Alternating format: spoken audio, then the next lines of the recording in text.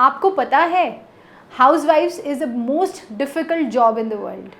हम सोचते हैं कि हाउसवाइफ्स काम करती हैं और रेस्ट करती हैं, बट वर्किंग वुमेन से भी ज़्यादा काम होता है।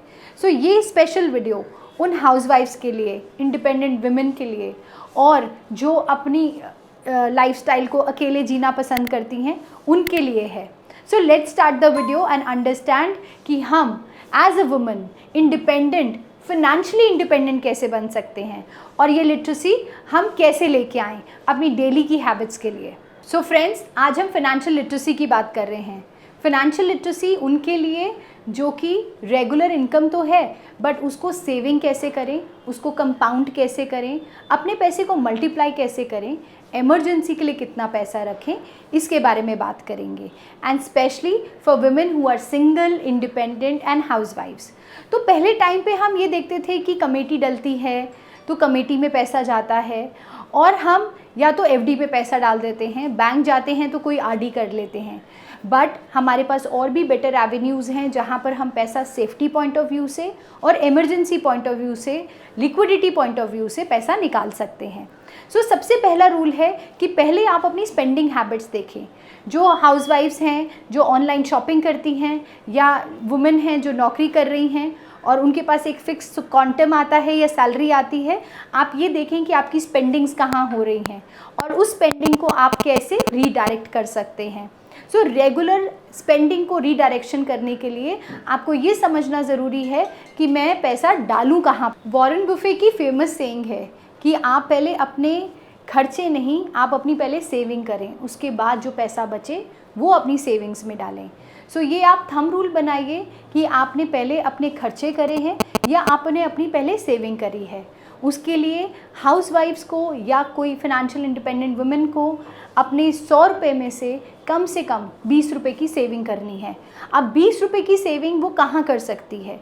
For long term you should invest into systematic investment plans, जो कि हर एपेटाइट की वजह से आती हैं। जैसे अगर आपको रिस्क ज़्यादा लेना है और लॉन्ग टर्म आपका इन्वेस्टमेंट है तो आप मिड कैप या स्मॉल कैप में डाल सकते हैं। अगर आपका होराइजन शॉर्ट टर्म है, जैसे 3 साल 2 साल, तो आप लार्ज कैप कंपनीज़ में डाल सकते हैं। सो आप अपनी जो स्पेंडिंग हैबिट्स हैं उनको पहले चेक करेंगे। उसके बाद आपने अपनी जो टोटल इनकम है उसमें से 20% या 20 रुपीज़, 100 रुपये में से वो निकालने हैं और कंपल्सरी सेविंग करनी है। अगर आपको मैं एक थंब रूल बताऊं, रूल 72, तो आप ये देख सकते हैं कि अगर आपको 8% का ब्याज मिल रहा है तो वो कितने टाइम में, कंपाउंड होने के बाद कितने टाइम में वो पैसा डबल हो रहा है। फॉर एग्जांपल, अगर आपको 8% का ब्याज मिल रहा है तो रूल 72 के हिसाब से आपको वो रिटर्न कुछ 9 साल में आपका डबल हो रहा है। सो 9 साल में आपका पैसा डबल हो जाएगा।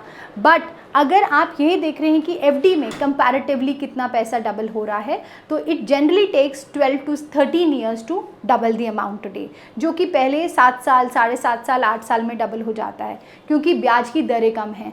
तो क्या करना है आपको? अपने पैसे को रीडायरेक्ट करना है। जो आपने आरडी में पैसा डाला या एफडी में पैसा डाला, वो पैसे को रीडायरेक्ट करके आपको ऐसे एवेन्यूज़ में पैसा डालना है जहाँ पे आपको लिक्विडिटी है, जहाँ आपको सेफ्टी है, जहाँ पे आपका रिटर्न्स भी बेटर हैं। So systematic investment plan is a better option to start with. दूसरा इम्पॉर्टेंट पार्ट है कि हम ये समझ रहे हैं कि आपने अपने जो इन्वेस्टमेंट का होराइजन कितना रखा है। अगर आपका होराइजन छोटा है तो आप उस पर बिल्कुल रिस्क नहीं ले सकते। अगर आपका होराइजन लंबा है तो उसमें आप रिस्क ले सकते हो, क्योंकि जितना लंबा होराइजन होता है उसका रिस्क मिटिगेट हो जाता है या ख़त्म हो जाता है। तो अगर आपका 5 साल का होराइजन है तो मैं आपको एडवाइस करूँगी कि आप रिस्की एसेट क्लास में डाल सकते हैं, जैसे स्मॉल कैप में डाल सकते हैं या मिड कैप कंपनीज़ में डाल सकते हैं पैसा। बट अगर आपका होराइजन छोटा है तो आप बॉन्ड्स भी ले सकते हैं।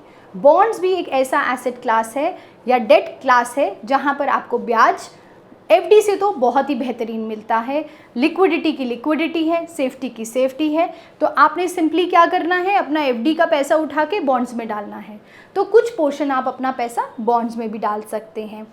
तीसरा है कि हम कहते हैं अगर आपके पास 100 रुपया है तो मैं फिर से रीआइट्रेट करती हूँ कि 100 रुपये को 50-30-20 के रेशियो में बांटें। 50 का मतलब है कि आपने अपनी बेसिक नीड्स कर ली, आपने घर के खर्चे कर लिए, EMI कर दी, क्योंकि वो आपकी लाइबिलिटीज़ में आता है। 30% आप अपनी हॉबीज़ में, सोशल वर्क में, स्पेंडिंग में, ट्रैवलिंग में स्पेंड कीजिए, और जो 20 रुपये हैं उनको आप अपनी कंपलसरी सेविंग में डालिए। And specially another tip for you is कि आप एक अपना कॉन्टीजेंसी फ़ंड बनाइए। कॉन्टीजेंसी फ़ंड का मतलब है इमरजेंसी फ़ंड, जो कि कभी भी आपको इमरजेंसी के टाइम पे निकाल सकते हैं, और उस पर ब्याज भी 10-10.5% का रिटर्न बन जाता है। तो एक कॉन्टीजेंसी फ़ंड होना ज़रूरी है। For single women it is a special thing when you design your portfolio, या आप अब समझते हैं कि आपके पोर्टफोलियो में क्या क्या चीज़ होनी चाहिए, तो आपके पास एक हेल्थ इंश्योरेंस होना ज़रूरी है, क्योंकि हेल्थ इंश्योरेंस ऐसा प्रोडक्ट ले सकते हैं मार्केट से, या हेल्थ इंश्योरेंस कोई कॉन्टीजेंसी के टाइम पे अगर आपकी हेल्थ पे पैसा खर्च होता है तो आपका बहुत सारी सेविंग्स उसमें चली जाती हैं। तो आप इंश्योर कीजिए कि कुछ प्रीमियम आपका हेल्थ इंश्योरेंस की तरफ जा रहा है। सो ये पॉइंटर्स आप ज़रूर ध्यान में रखिए, और अपनी इन्वेस्टमेंट्स को सेफ रखिए, लिक्विडिटी रखिए, टैक्सेशन पॉइंट ऑफ व्यू से भी आप उसको मॉनिटर करिए, और ज़्यादा जानकारी के लिए एडवाइज़र्स को कांटेक्ट कीजिए, बिकॉज़ आपके फिनेंशियल एडवाइज़र्स आपको टाइम टू टाइम एडवाइस करते हैं कौन सा पैसा कहाँ जाना चाहिए, मार्केट के उतार चढ़ाव के हिसाब से कौन सा पैसा सेफ्टी में रखना चाहिए, कौन सा पैसा कॉन्टीजेंसी फ़ंड में जाना चाहिए, कौन सी हेल्थ इंश्योरेंस बेटर है। बिकॉज़ अगर आप सिंगल हैं तो आपको मिटर्निटी बेनिफिट नहीं चाहिए या डिपेंडेंसी नहीं चाहिए। सो आपके लिए कौन से प्लान्स हैं, अगर आपकी कंपनी ने आपको हेल्थ इंश्योरेंस में कवर किया हुआ है तो क्या इतना प्रीमियम हेल्थ इंश्योरेंस में देना बनता है कि सिर्फ टॉपअप लेने से काम चल जाएगा। ये सारे के सारे क्वेश्चंस और सारी की सारी प्लानिंग आपके फिनेंशियल एडवाइज़र्स आपको बेहतरीन तरीके से बता सकते हैं। ऐसी कोई भी वीडियो जो आप चाहते हैं कि हम आपके लिए बनाएं और आपको उस पर एडवाइस करें, अपडेट करें, प्लीज़ आप हमें लिख सकते हैं, हमारे YouTube चैनल पे हमें फॉलो कर सकते हैं और सब्सक्राइब कर सकते हैं। Thank you so much.